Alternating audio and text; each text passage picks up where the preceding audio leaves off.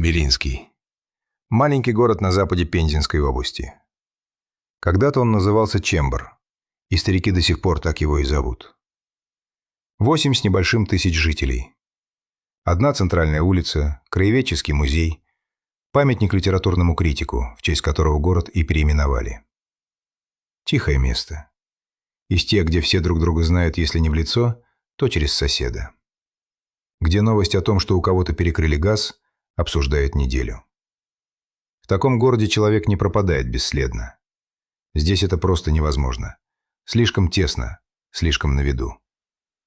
Но в конце 2000-х в Белинском начали исчезать люди. И исчезали они так тихо, что поначалу никто не сложил эти случаи вместе. Пропадали не те, кого ищут. Мужчины без определенного места жительства. Те, кто перебивался случайным заработком, выпивал, ночевал где придется.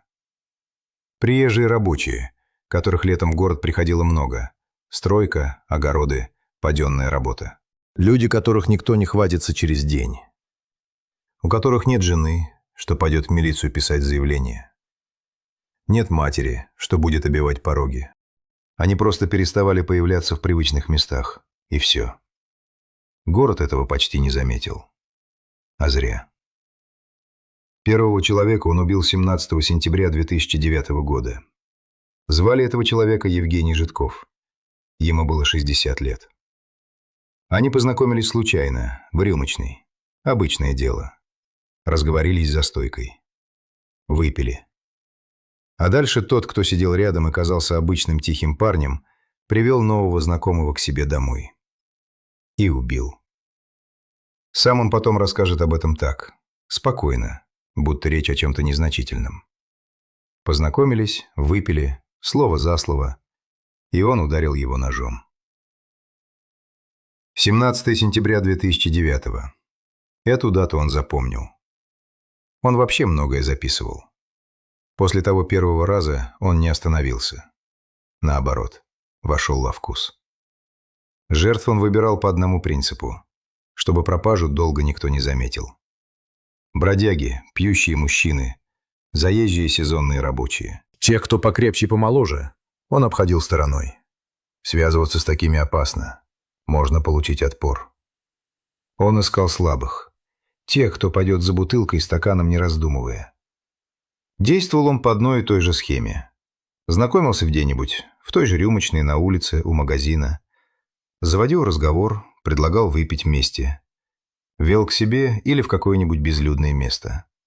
Спаивал. А когда человек терял бдительность, убивал. Ножом или молотком. После убийства тела расчленял, а останки прятал. Закапывал на участке за домом или вывозил на городскую свалку, что была на окраине, в стороне улицы Лермонтовской. Была у него и еще одна расчетливость, по-своему жуткая. Убивал он в основном в теплое время года, с поздней весны до начала осени. Не случайно. Именно летом в маленький Белинский съезжались на заработки приезжие из ближнего зарубежья, на стройки, в поля. Если в это время кто-то пропадал, подозрение естественным образом падало на чужих, на тех, кто сегодня здесь, а завтра уехал. Местного парня никто не заподозрит. Он это понимал и пользовался этим. Среди убитых был не только случайный человек из рюмочной. Был и тот, кого он знал лично. Бывший сожитель его собственной матери. Был, по некоторым данным, и человек, который что-то заподозрил и попытался на этом сыграть. И тоже не пережил этого знакомства. Сколько всего было таких, точно не скажет уже никто. Следствие потом докажет 9 убийств. Сам он в своих записях опишет 11. А осторожные оценки уходят и выше. Часть тел просто не нашли. Городская свалка, лес. Заброшенные участки не отдают своих тайн. И все это время город жил обычной жизнью. Люди ходили на работу, дети в школу, по выходным шумел рынок. Никто не связывал редкие исчезновения опустившихся мужчин в одну линию. До поры до времени о том, что в Белинском орудует убийца, не знал вообще никто. А потом случилось то, что обычно и случается в таких делах. Беда пришла не туда. Осенью 2010 года в Белинском нашли расчлененные останки 3 человек. Скрыть это уже было нельзя. Такое не спишешь на «уехал на заработки». Поднялась тревога, делом занялись всерьез. И вот тут история сворачивает в сторону, от которой становится не по себе. Уже не из-за убийцы, а из-за тех, кто его искал. Под подозрение попал местный житель по фамилии Жуплов, Александр Жуплов. Человек с инвалидностью 2 группы, душевно больной. Из тех, кого в маленьком городе знают и за глаза называют дурачком. Удобная фигура. Его задержали, и он сознался. Сознался во всех 3 убийствах сразу. Любой, кто работал со следствием, знает, чего стоит такое признание. Человек с психическим расстройством, напуганный, не понимающий толком, что происходит, подпишет что угодно. Скажет то, что от него хотят услышать. Так и вышло. Жуплова признали виновным и отправили на принудительное лечение в психиатрический стационар. Дело закрыли. Галочку поставили. Убийства в Белинском по бумагам были раскрыты. Только убийства не прекратились. Потому что настоящий убийца оставался на свободе и продолжал делать свое. Мать Жуплова в это раскрытие не поверила ни на секунду. Она знала своего сына. Знала, что он не способен на то, в чем его обвинили. И она начала бороться. Писала жалобы, дошла до самого верха, до министра внутренних дел. Добивалась пересмотра. Но машина уже провернулась, приговор вынесен, и сдвинуть это можно было только одним способом, если найдется настоящий виновный. А до этого было еще далеко. Здесь стоит остановиться и сказать прямо. Эта ошибка стоила жизней. Пока невиновный сидел в больнице за чужие преступления, тот, кто их совершил, ходил по тем же улицам и убивал дальше. Сколько человек могли бы остаться в живых, если бы следствие не схватилось за удобного подозреваемого? Этого уже не подсчитать. Поймали настоящего убийцу почти случайно. И совсем не за убийство. В ночь на 21 января 2012 года в Белинском обокрали магазин. Хозяйственный, с вывеской «Все для дома». Кто-то залез внутрь и вынес 3 садовых ножа и около 10 тысяч рублей из кассы. Обычная кража, каких по стране тысячи. Милиция, к тому времени уже полиция, реформа прошла весной 2011-го, занялась этим как рутинным делом. А дальше вор сам себя сдал.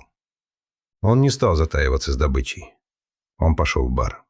В то самое место, где его знали, где он был завсегдатаем. Сидел, выпивал, а у него при себе новенькие ножи и деньги, которых вчера явно не было. Завсегдатаи это заметили. В маленьком городе такое не утаишь. Вчера у парня ни копейки, сегодня он гуляет и сорит наличными, да еще с 3 одинаковыми ножами в кармане. Информация дошла куда надо. Через пару дней его задержали. Звали его Александр Бычков. На тот момент ему было 23 года. Невысокий, худощавый, неприметный. Ходил в черном, брил голову. Парень как парень. Таких в любом дворе по десятку. Задержали его за кражу. И поначалу речь шла именно о краже из хозяйственного магазина. Но когда полицейские пришли с обыском в дом, где он жил, дом его бабушки, обычное дело о магазинной краже обернулось чем-то совсем другим. В доме нашли дневник. Это была толстая тетрадь, исписанная его рукой. И в ней он подробно, эпизод за эпизодом, описывал свои убийства. Не намеками, не иносказаниями. Прямым текстом «Кого», «Когда», «Как». 11 историй. Он вел этот дневник, как иные ведут записи о работе или о путешествиях. Аккуратно, с датами. Себя в этих записях он называл «одиноким волком». А еще там были его рассуждения о том, зачем он это делал.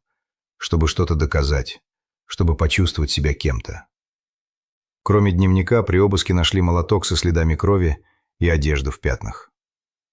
Вещественные улики легли рядом с написанным от руки признанием.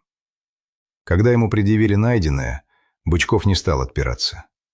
Он начал рассказывать. Спокойно, без надрыва, без видимого раскаяния. Как будто речь шла не о людях, а о каких-то делах по хозяйству. Он подтвердил то, что было в дневнике.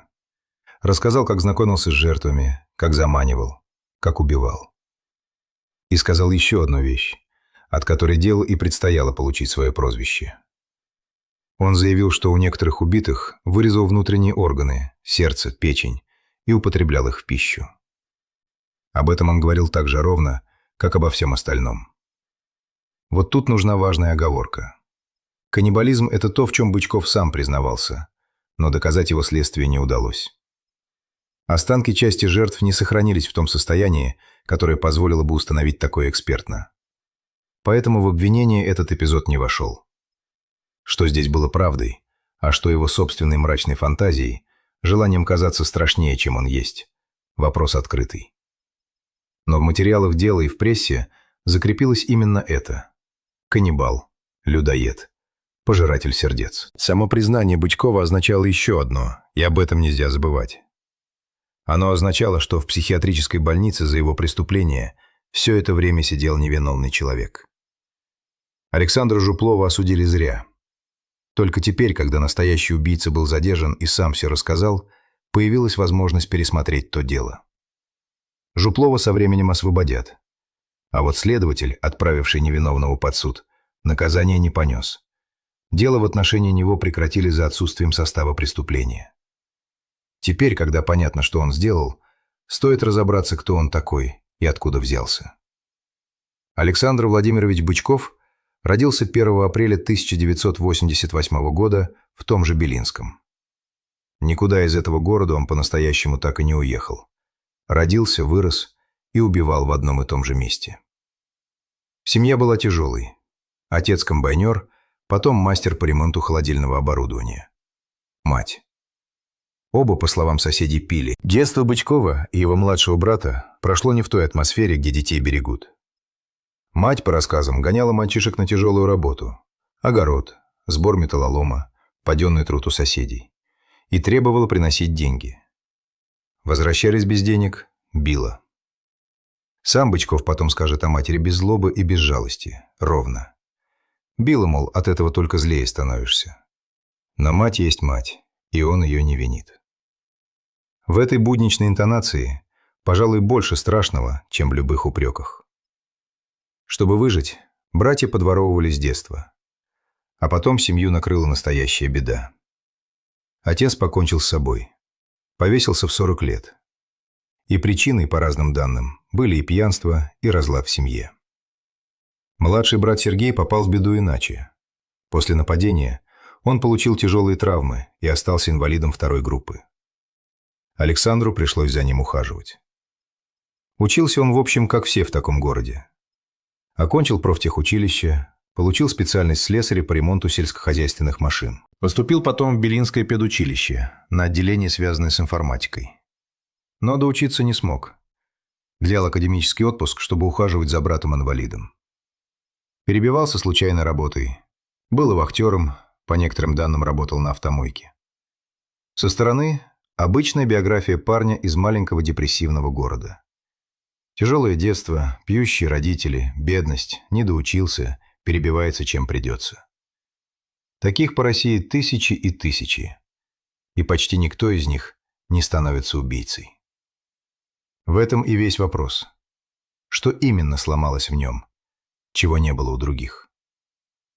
Кое-что в нем настораживало и раньше, задним числом это видно. Он любил фильмы со сценами жестокости и насилия, смотрел их во множестве. Среди тех, кого он называл едва ли не образцами, фигурировали имена самых известных убийц и тиранов. Он будто примерял на себя эту мрачную славу. Он набил себе татуировку со словом «браконьер».